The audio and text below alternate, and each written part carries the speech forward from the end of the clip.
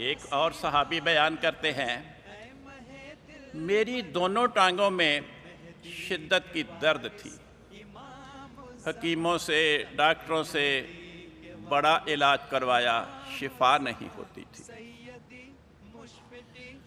आखिर में मायूस होकर इलाज की खातिर कादियान चला गया।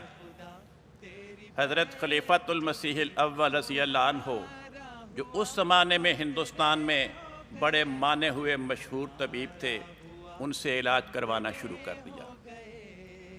उनसे भी बहुत इलाज करवाया मगर इफाका नहीं हो रहा था। वो कहते हैं, एक दिन नमाज के इंतज़ार में मस्जिद मुबारक में बैठे थे। जब हुजूर नमाज के लिए घर से मस्जिद मुबारक के अंदर दाखिल हुए तो आपको देख के तमाम हाज़िरीन खड़े हो गए।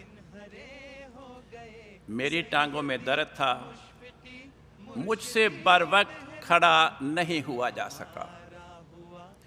इस इसना में मेरे एक पाँव पर हुजूर का पाँव पड़ गया। मेरे पाँव पर हुजूर का पाँव पड़ते ही मेरी उस टांग की दर्द ख़त्म हो गई।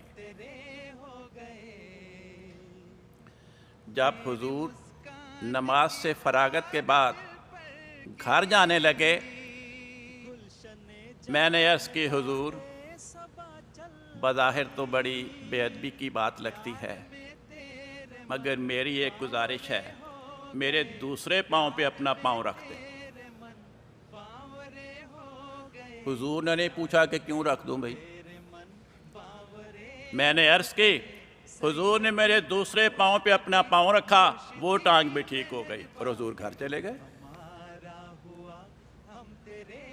ये इनको टांगों में इतनी तकलीफ थी कि 2 बैसाखियों के सहारे चला करते थे। जब दोनों टांगें तंदुरुस्त हो गईं, इसी खुशी में उन्होंने बैसाखियाँ पकड़ी और जिन दोस्तों ने कादियान की मस्जिद मुबारक देखी है वो जानते हैं, गली के ऊपर छत डालकर मस्जिद मुबारक की तामीर की गई है और 15-20 सीढ़ियाँ चढ़कर इंसान मस्जिद के अंदर दाखिल होता है।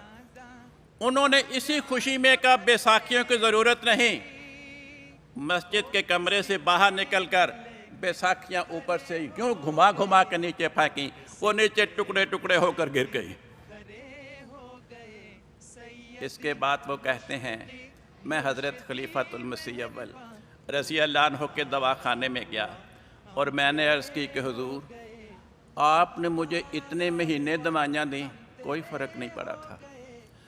आज मेरे पाँव पे हज़रत मसीह मौऊद अलैहिस्सलाम का पाँव पड़ने से दोनों टांगों को शिफा मिल गई और दर्द का नामो निशान बाकी नहीं।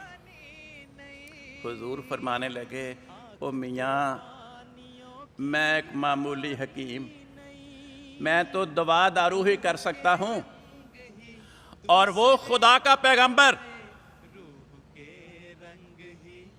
मेरी दवाई की पुड़ियाँ खुदा के पैगंबर के वजूद के बरक़ात का मुकाबला नहीं कर सकती।